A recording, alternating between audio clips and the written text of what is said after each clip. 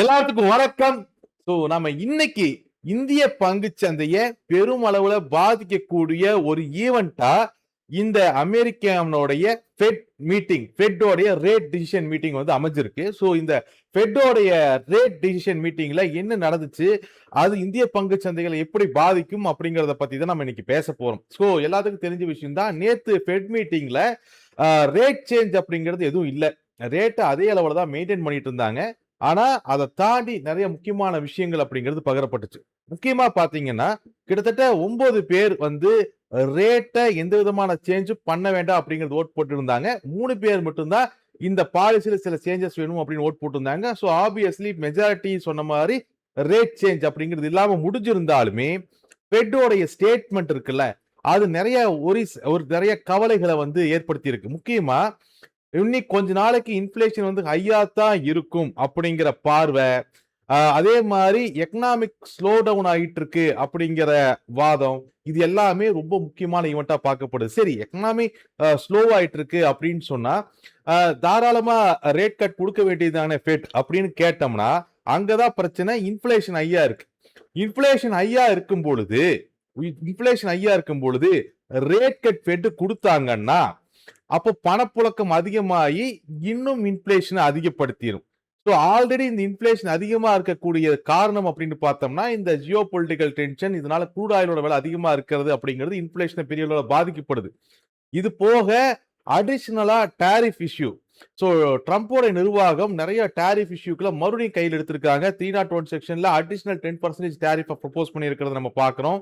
India மேல இன்னும் நிறைய நாடுகள் மேல 12% ஆஃப் டாரிஃப்.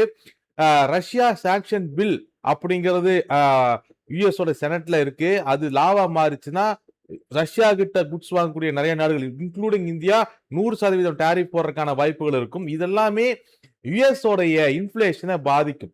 ஏன்னா யுஎஸ் மற்ற நாடுகள் மேல டாரிஃப் போடுதுன்னா அதோட அர்த்தம் வந்து மற்ற நாடுகளோட இன்ஃபிளேஷன் அதிகரிக்குங்கிறது இல்லை. மற்ற நாடுகளோட பொருட்கள் இந்தியா யுஎஸ்குள்ள வரும்பொழுது யுஎஸ் அதுக்கு அதிக விலை கொடுத்து, யுஎஸ் மக்கள் அதிக விலை கொடுத்து வாங்க வேண்டிய கட்டாயத்துக்கு போவாங்க.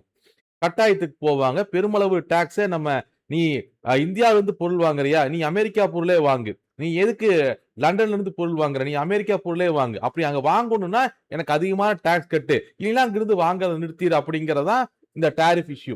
அப்போ இதுவுமே இன்ஃபிளேஷனை அதிகப்படுத்தும் அப்படிங்கிற பயமும் ஃபெட்டுக்கு இருக்கு.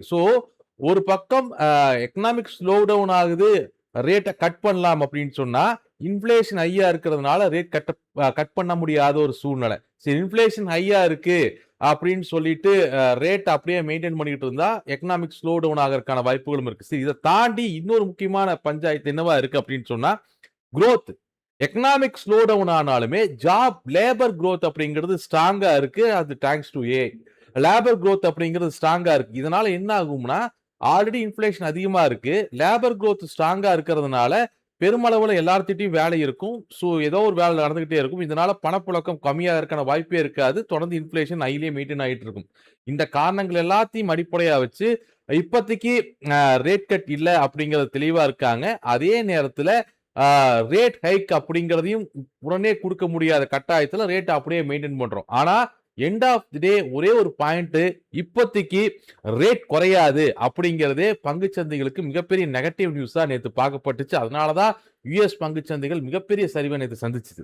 2025க்கு அப்புறம் இது ஒன் டே சரிவுல மிகப்பெரிய சரிவு. நேற்று ஃபெட்டோட அவுட்கம் வந்ததுக்கு அப்புறம் ஃபர்தரா ரேட் கட்டுக்கான வாய்ப்பு சமீப காலத்துல ஷார்ட் டைம்ல ரேட் கட்டுக்கான வாய்ப்பு இல்லை அப்படிங்கிறத இந்த ஃபெட் மீட்டிங் நேற்று உறுதி பண்ணின உடனேயே பெருமளவுல யுஎஸ் உடைய பங்கு சந்தைகள் வீழ்ந்ததை பார்த்தோம். Anyway thanks to Microsoft. ஏன்னா நேற்று யுஎஸ் உடைய பங்கு சந்தைகள் பெருமளவுல விழுந்தாலுமே அதுக்கப்புறம் மார்க்கெட் ஹவர்ஸ்க்கு அப்புறம் வந்த மைக்ரோசாஃப்டோடைய ரிசல்ட் வந்து எக்ஸ்பெக்டேஷனை விட நல்லா இருந்ததுனால மைக்ரோசாஃப்ட் ஷேர்ஸ் கிட்டத்தட்ட 9-10% பக்கமா ரேலி ஆச்சு.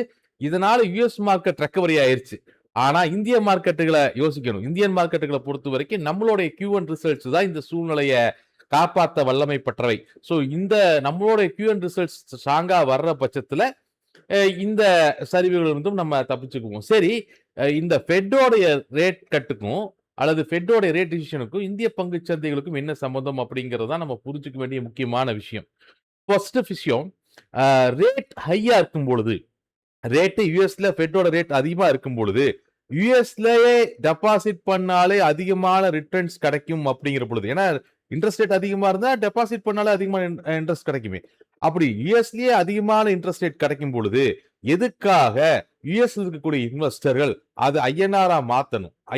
ஐஎன்ஆர் வந்து இப்ப ஆல்ரெடி வீக்கா இருக்கு. அப்ப இந்த டைம்ல மாத்தி, அத மறுபடியும் இந்தியாவிலிருந்து ஒரு ரிட்டர்ன்ஸ் எடுத்து மறுபடியும் அதை யுஎஸ்டியா மாத்தும் பொழுது, அதிலேயே வெளிநாட்டு முதலீட்டாளர்கள் சில நஷ்டத்தை சந்திக்கிறதுக்கான வாய்ப்புகள் இருக்கும் அப்படிங்கிற பட்சத்துல, அவ்வளோ ரிஸ்க் எடுத்து பணத்தை இங்க கொண்டு வந்து இங்கிருந்து வருமானத்தை பெருக்கி மறுபடியும் அதை யுஎஸ்டியா மாத்துறதுக்கு பொதுவா பணத்தை அங்கேயே விரிக்கிறதுக்கு தான் வெளிநாட்டு முதலீட்டாளர்கள் விரும்புவாங்க. அதனாலதான் யுஎஸ்ல வந்து ஃபெட் ரேட் அதிகமா இருக்கும் பொழுது ஃபாரின் இன்வெஸ்டர்ஸோட பணம் இங்க இந்தியாவை நோக்கி வர்றது வந்து பெருமளவு கம்மியா இருக்கு.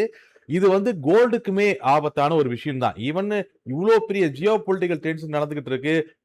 முதல்ல ஹார்மோஸ் ஜலசந்தினாங்க, அப்புறம் ரெட் சீனாங்க, அப்புறம் காஸ்பியன் சீனாங்க, இன்னைக்கு எஜிப்தியன் போர்ட்ல தாக்குதல் அப்படிங்கிறாங்க. இது ஸ்ப்ரெட் ஆகிட்டே இருந்தாலும் கோல்டு ஏன் ப்ராப்பரான ஒரு ரேலி கொடுக்கல அப்படின்னு சொன்னா கோல்டுக்கு இன்ட்ரெஸ்ட் கிடைக்காது. ஆனா யுஎஸ்டில அமெரிக்காவிலேயே டெபாசிட்டா வச்சிருந்தா அதுக்கு இன்ட்ரெஸ்ட் கிடைக்கும். அதுவும் இன்ட்ரெஸ்ட் ரேட் கிட்டத்தட்ட 3.75% பக்கமா வச்சிருக்கக்கூடிய இந்த காலகட்டத்தில் கோல்டா மாத்துறதும் அனாவசியமான செலவா, அனாவசியமான வேலையாத்தான் வெளிநாட்டு முதலீட்டாளர்கள் பாக்குறாங்க. அதனால இந்த சூழ்நிலையில தங்கத்தோட விலையுமே பெரிய அளவுல ரேலி இல்லாம இருக்கிறது பாக்குறோம்.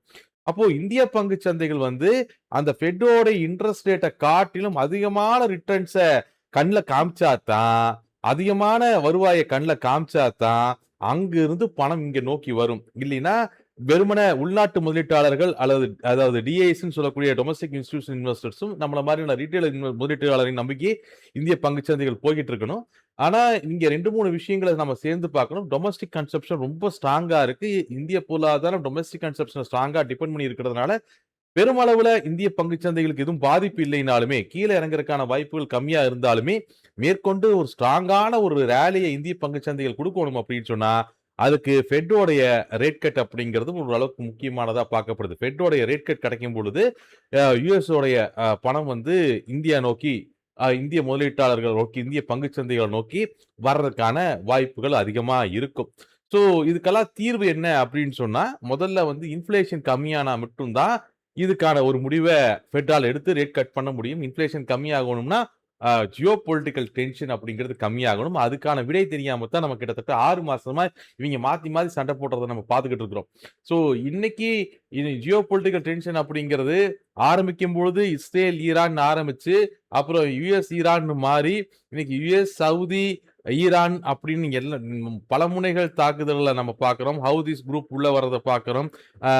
எஜிப்தியன் போர்ட்ல தாக்குதல் நடத்துறதை பார்க்கிறோம். காஸ்பியன் சீல யுக்ரைன் ஈரான் கப்பல்கள் மேல தாக்குதல் நடத்துறதை பார்க்கிறோம். ரெட் சீல சவுதியோடைய கப்பல்கள் மேல ஹவுதிஸ் அமைப்புகள் தாக்குதல் நடத்துறதை பார்க்கிறோம். ஸோ இந்த மாதிரி இந்த ஜியோ பொலிட்டிக்கல் டென்ஷன் அப்படிங்கிறது எப்ப முடியும் அப்படிங்கிற மிகப்பெரிய கேள்வியோட நகுத்துட்டு இருக்கிற வரைக்கும் இதுக்கான இந்த ரேட் கட்டுக்கான வாய்ப்பு அப்படிங்கிறது ரொம்ப கம்மி. ரேட் கட்டுக்கான வாய்ப்பு இல்லாத வரைக்கும் பெருமளவில் இந்திய பங்குச்சந்தைகள் நோக்கி எஃப்ஐஎஸ் வர்றது அப்படிங்கிறது கொஞ்சம் சிரமமான ஒரு விஷயம் தான். இந்திய பங்குச்சந்தைகள் ஸ்ட்ராங்கா இருந்தாலுமே அது கீழே போகாம இருக்கிறதுக்கு இந்த டொமஸ்டிக் கன்சம்ஷனும் நம்மளோட கியூஎன் ரிசல்ட்ஸும் போதுமானது. ஆனா எஃப்ஐஎஸ் உள்ள வரும்னா ஒண்ணு நம்மளுடைய ஜிடிபி மிகப்பெரிய வளர்ச்சி கண்டு அதைய அவங்க கண்ணுல பார்க்கணும், பெரிய ரிட்டர்ன்ஸை கண்ணுல பார்க்கணும். அப்படி இல்லைன்னா ரேட் கட் நடக்கணும். அது வரைக்கும் லாங் டேர்ம் இன்வெஸ்ட்மெண்ட்டுகளை மட்டும் மேற்கொள்ளுங்க. ஷார்ட் டேர்ம்ல எதுவும் இன்வெஸ்ட்மெண்ட்ஸ் பண்ணி பெரிய சிக்கல்ல மாட்டிக்காதீங்க. அப்படியே பண்ற மாதிரி இருந்தாலுமே ஹெட்ஜிங்கோட பண்ணுங்க. ரொம்ப தெளிவா படிச்சு புரிஞ்சு என்ன பண்றோங்கிறத யோசிச்சு பண்ணுங்க. ஏன்னா பங்குச்சந்தைகளை பொறுத்த வரைக்குமே லாங் டேர்ம் அப்படிங்கிறது வந்து ஓரளவுக்கு சுமூகமா தான் இருக்கு. ஆனா ஷார்ட் டேர்ம் இந்த ஜியோ பொலிட்டிக்கல் டென்ஷன் முடிகிற வரைக்கும் வாழ்க்கையில தான் இருக்கும். கவனமா உங்களுடைய முதலீடுகளை கையாளுங்க. அது தங்கமா இருக்கட்டும், இல்ல பங்குகளா இருக்கட்டும், இல்ல மியூச்சுவல் ஃபண்ட்ஸ்களா இருக்கட்டும். நன்றி.